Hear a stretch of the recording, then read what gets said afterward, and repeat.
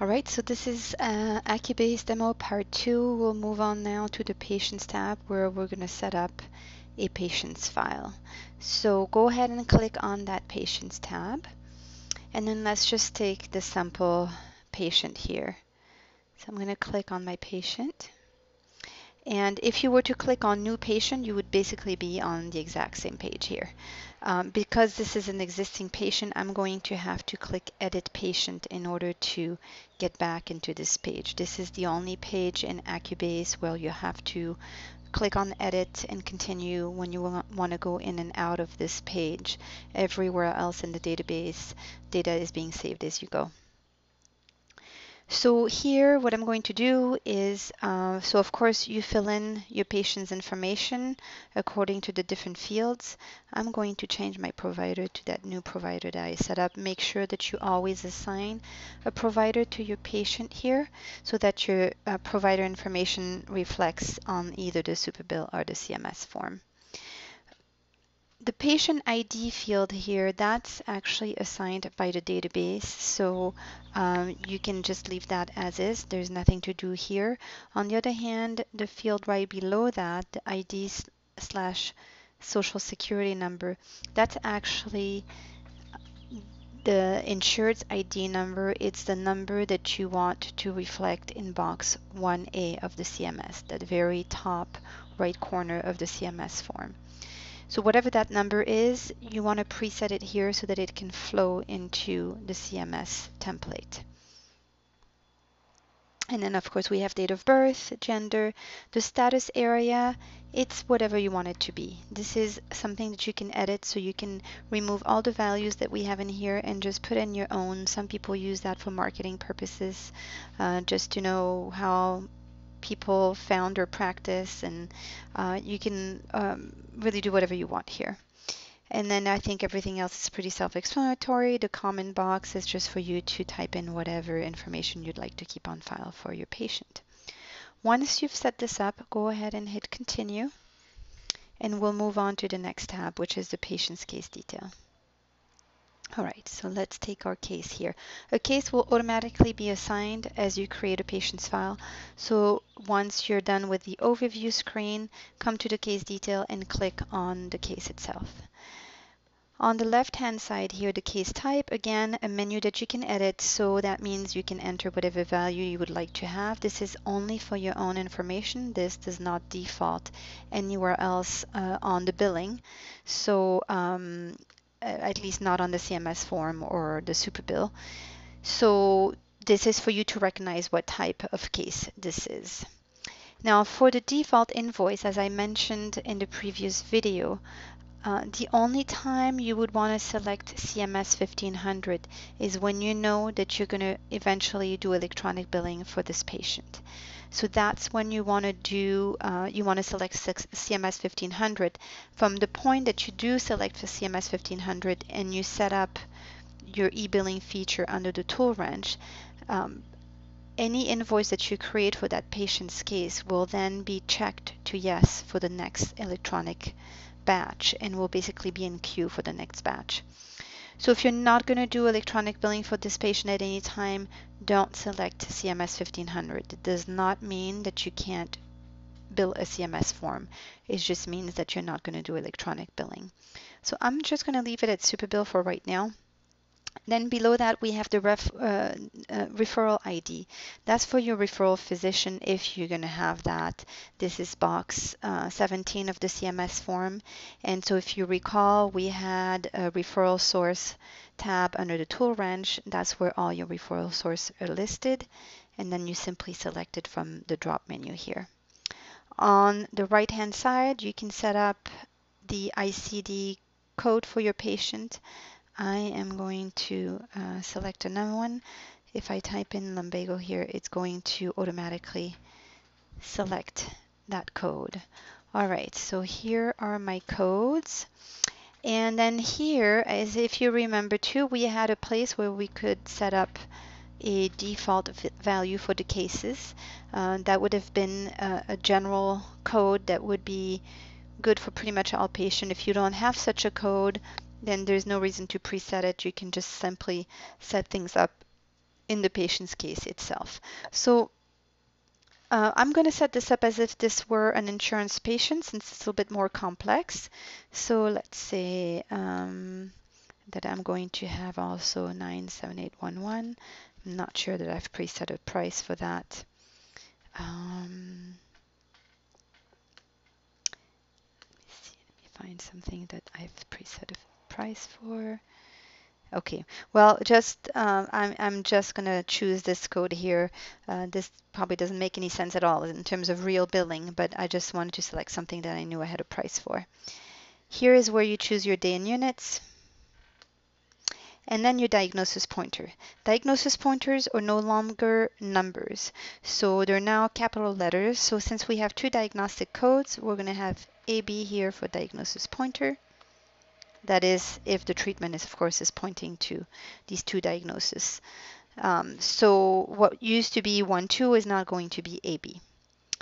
Here, if I can just add this, I'm going to be using these values here. Not everyone fills out that box 24J. So once we're done with this line 24 of CMS, we're going to actually go to the Insurance/Payer 1 tab. And this is our CMS template for our payer. So you'll notice that, of course, in my case here, because this case was already set up, these values are showing up here. If in your case it may be blank and all you would have to do is just simply click on these fields and it will populate the information as it's pulling it from the overview screen. So everything that's on the right hand side here up to the gender will fill out automatically. Everything else you're going to have to fill by hand. These boxes here, you're going to have to check them by hand. In each, for each patient's case, it's a first time setup for each patient. Signature on file, same thing, that date, that's the first date that you ever saw your patient. You're going to have to fill that out as well. The bottom here, box 31, actually box 32 and 33 will get filled out automatically. Box 33 is automatically defaulting the information that you've put under your provider information. Box 32 will most likely be blank at first, and when you click on it, it's going to ask you if you'd like to have the same info as box 33, and you can OK that or decline it. If the service facility location is different from the billing location, then you're going to have to just fill it in by hand in here.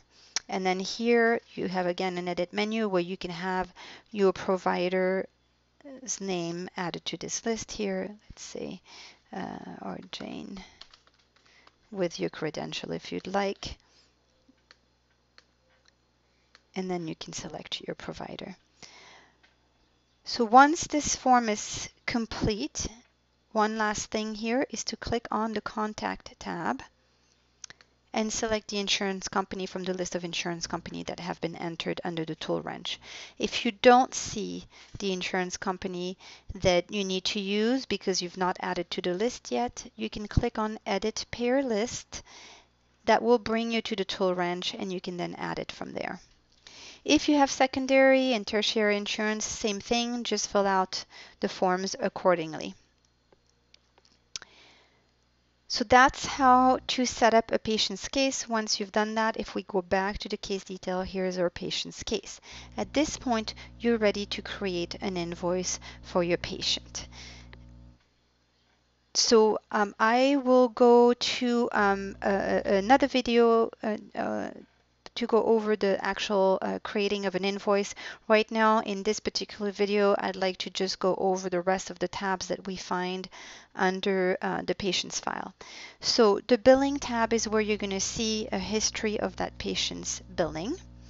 So you can quickly see a summary here of how much has been billed, how much has been paid, and how much is owed. You can also click on the summary invoice here to see that in a all on one sheet. Then we have the appointment tab, which will show the appointment history of that patient. We have the SOAP activities tab. This is where you keep track of your SOAP notes. To create a SOAP note, simply click on New Activity. And from this line here, right above the date, you'll see a list of all your templates. So go ahead and pull up a template, and then, of course, you can add whatever you need to add to this record here. You can also add files and photos to each record. There are 4 files that can be added per record, and that will be, I will do a video specifically about adding record and how to keep track of that with AcuBase, the best way to keep track of things with adding attachment to notes. Here with this activity here, you can also, if we go back here, we're going to see this added to our history. You can duplicate activities. So you can pick up an activity and then just simply duplicate it. Of course, because I'm doing this on the same day as the other one, the date doesn't change. But if you were to do this on a different day, it would populate that day's date right here. And then you can, make the changes that you need to make to this particular one here. You also have 2 ways of printing your activities. There is an internal and a distributed. The internal is a bit simpler format. The distributed looks more like a super bill with your practice information here at the top.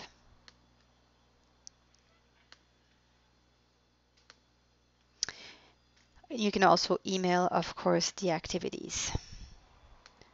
Let's go back here. If you need to delete anything at any time, you just simply use this trash can here to delete a record. And then we have the form section of the database.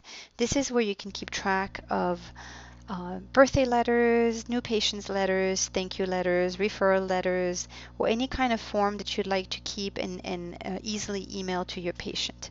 For example, you'll have in your demo a bunch of HIPAA consent letters, and you can easily email this to your patient by simply going to preview and then email the form. Make sure that you type in the subject too. And there'll be other videos that go into more detail on how to use the forms, how to create a new form, how to do a search, for example, for the birthday letter. That will probably be the sample for that video, so that we can go over how to look for patients that have a birthday at a certain in a certain month, and how to send them all their birthday letter. So this concludes the patient tab, and there will be part 3 for invoicing.